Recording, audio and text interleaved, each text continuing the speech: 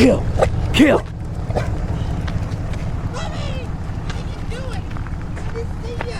So as you guys can see, today we are fishing with, are you a captain? What? Are you a captain? In the military? In the military? Captain. Well, so I thought he'd be a captain, but with Ryan Salzman, he is one of the most premier guides here on Lake Guntersville, and he also has one of the awesomest truck wraps I've ever seen. Bob, come on back, dude. It has a stormtrooper, because if I remember right, did your daughter loves the stormtrooper or something like that? Yeah, my stepdaughter loved the stormtrooper, and she gave me this pillow a few years ago.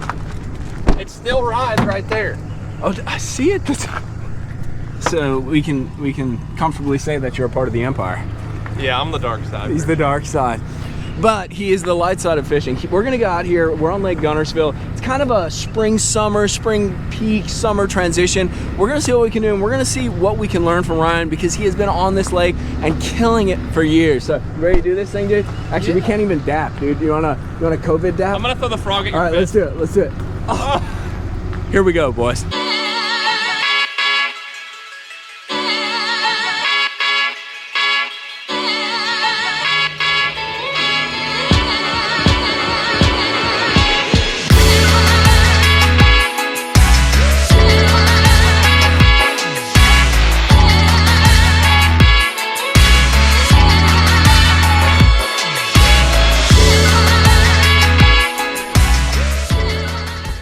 Good?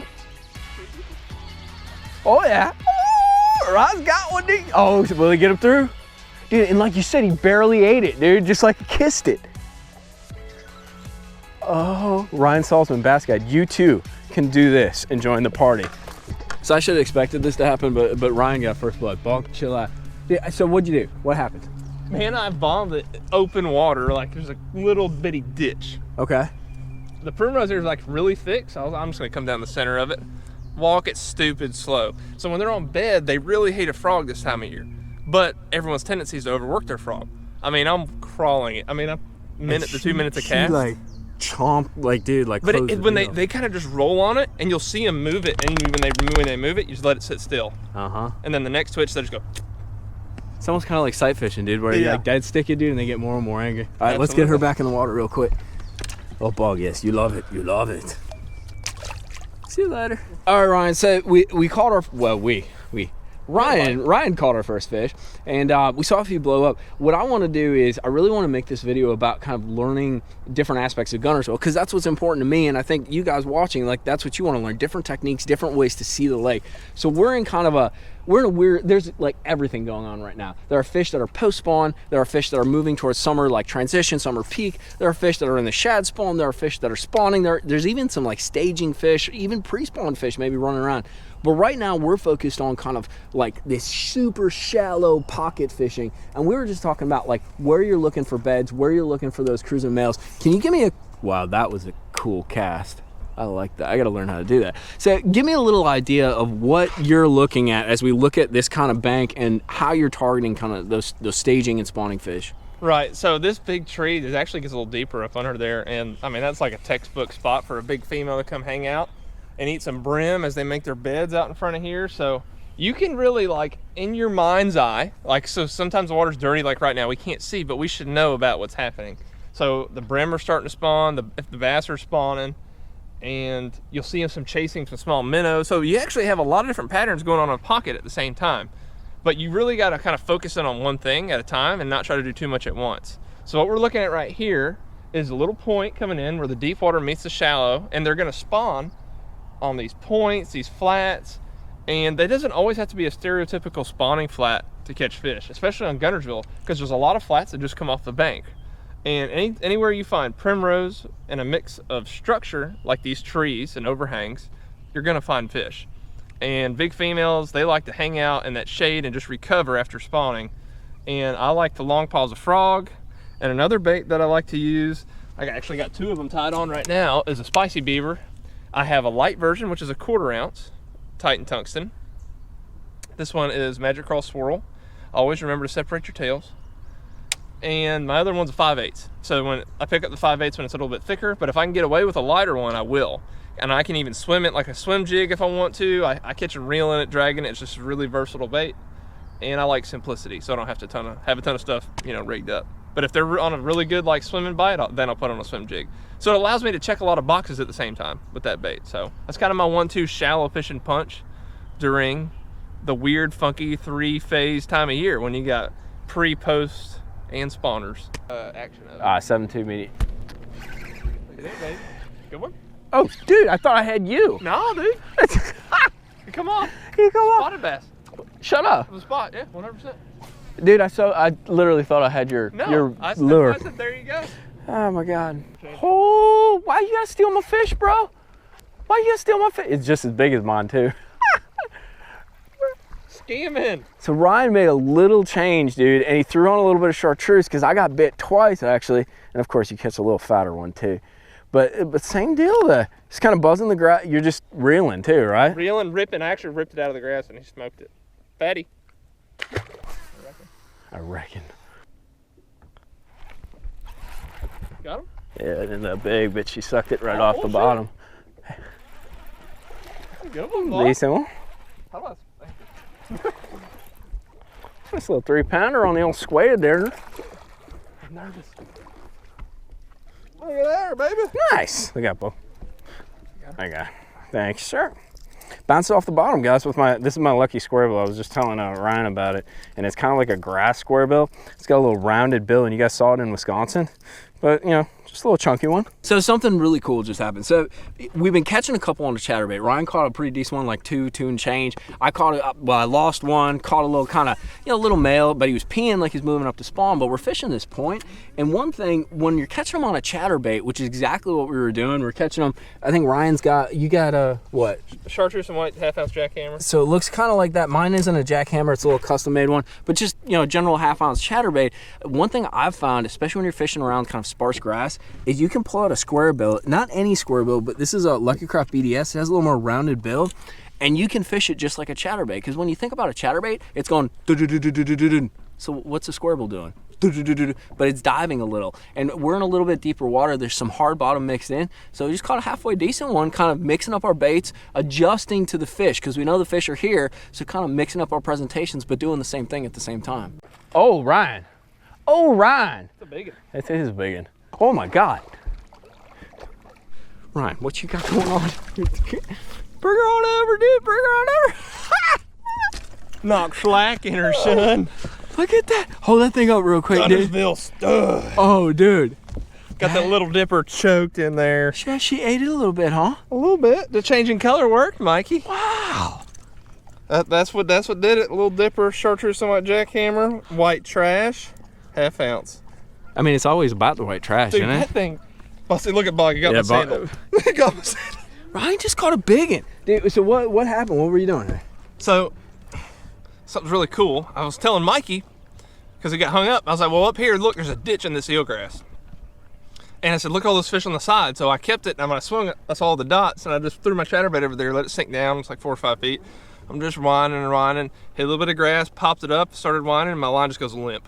And I set the hook, and it went zzz, and slipped. And if it slips, it's a big one. So, and she's a big one. Gonna go. Well, let's find out. Yeah, that's a little baby. The bass is still there. She's jumping. Hey, getting you wet, Bob.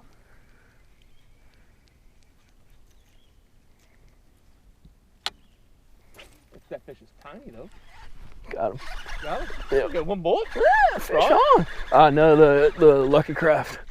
Fishing it like a frog though, pretty much. It is gone. Fatty. Is it?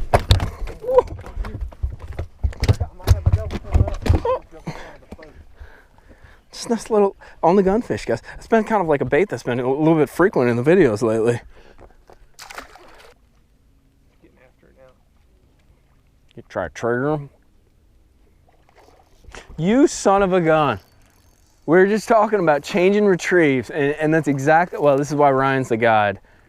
And she just come up and clobbered it, dude. I saw her dart out of that grass patch. Did you really? Yeah, I saw her come out and eat it. That's crazy. we've been seeing these fish pop up a whole bunch, and Ryan's been switching baits, and all of a sudden he kind of like dialed into the retrieve and dialed into the bait, and just little tiny, dude, I can't explain to you how tiny that popper is, dude. They're just targeting this little tiny minuscule bait. Tiny. The hooks worked. Yeah, so probably those are stock Rebel popper hooks. Always remember to change your hooks on those Walmart Rebel poppers, dude. That's awesome. Yeah. Get bigger. Got her. Good one? Yeah, she, well, not really, but she just sat on it, dude. Nice. Guys, this just goes to show you, we have literally caught fish on all kinds of stuff, from a chatterbait to a Texas rig with this one. You're all fired up, Buck. Not a giant, but this is what Ryan was talking about. He's like, dude, Mike, like target some of these pad stems and just drag your little beaver style bait around, and dude, they'll tack it, you know, whether it's like a male that's cruising around or you randomly kind of hit a bed. But like everything, chatterbait, frog, Texas rig, like there's so many things going on. Big. Yep. Big. Dude, she's like buried, Bog. Got the whole primrose mat, dog. I hope she's on there. I think she is. I think I see her mouth. Oh, yeah. Oh, she's fat, boy. Look at you. You got her? Oh, dude. Look at that thing. That is a true Guntersville bass right there, boy. Oh, look at that. Dude, and just pin her. Ryan, I'm starting to see a theme. I tie up a rig, and then you hook a giant, like Guntersville bass, bro. Like, what's the deal? Look at that thing. On the frog again, dude. Absolute stuff. So what, tell me a little bit real quick. Man, I think, so we just had a little rain shower, spritz if you will. And it was kind of calmed down. We got in this little isolated pocket, and we saw a few cruisers, and Mikey made the comment, that fish is glowing, dude. They're about to go. And as soon as we ran to the corner, this one's like up there doing the thing. Yeah, tail all beat up, bloody. dude. She's still got her eggs in her, and nice, healthy, fat, like Guntersville stub. Yep, just the little guy.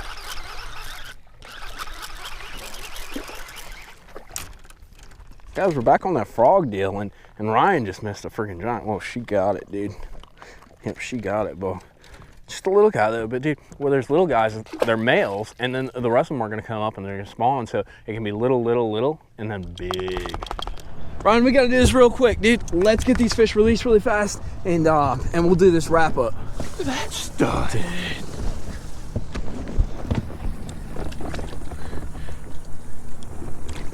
There she goes. Ryan caught 3 absolute studs, and actually the reason we're kind of rushing now to do this wrap up, guys, is the weather is coming in. It's classic Northwest Alabama. There's a storm kind of blowing in, so we're gonna get these jokers released. Little guy, well, bigger than anything I caught. And then I think that other one's the stud of the day right there, boys. That is awesome. See you later, buddy. Ryan, that was an awesome day, dude. Thank you for coming out, and thank you for like giving me all those insights, dude. Like, learning about this lake has been such a challenge, and with everything going on, dude, you showed me how to catch some spawning fish, showed me how to catch some staging kind of grass chatterbait fish, like, and even some just dragon fish, kind of fish in between, whether they're pre-spawn or whether they're staging or whether they're moving out. But let me ask you, we got a storm coming in real quick, guys, so I want to kind of wrap this up. Where can people find you if they want to ask you questions about the lake, if they want to learn more about like True Bass or Team Titan, or if they want a guide trip, dude? Man, I have a website. You can go to alabamabassguide.com. My guide service is Alabama Bass Guide. A ton of people follow me on Instagram. You can find me there at albassguide_meme lord. Also post the fun daily morning memes on my storyline there. Just shoot me a DM on there. Send me a message on my website. I have a contact form. I have my phone number posted there as well. So there's a lot of avenues to reach out to me. And if you want to learn about the Guntersville, Pickwick, Wheeler, Wilson, I'm your guy. Yeah, that's it, man. I don't know. We're having a lot of fun catching a ton of fish.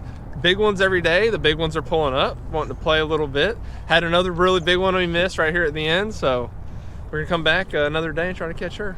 Ryan's been so insightful, and one thing I've learned about fishing is you need to have mentors, especially when you're approaching a new lake. And Ryan's really, it's cool because he's one of those guys that teaches you in the way that I like to learn. He kind of throws me a bone, and then I chase it a little bit, ask for some more information, ask for like how he sees things, and really just gives you some insight so you can go and learn on your own. And I'm sure that's what a guide trip is like. He shows you where they're at, explains why, how, and what's going on. So it's super cool, and Ryan's a fun guy to hang around with. But thank you so much for coming out, dude. It was a blast to learn and just hang out. But make sure to check out Ryan. Say bye to Bog, who still thinks there's fish in the live well. There are no fish in the live well, Bog. I'm sorry. But we'll see you next time. Make sure to hit that like and subscribe button. Thank you guys for supporting the channel. Peace.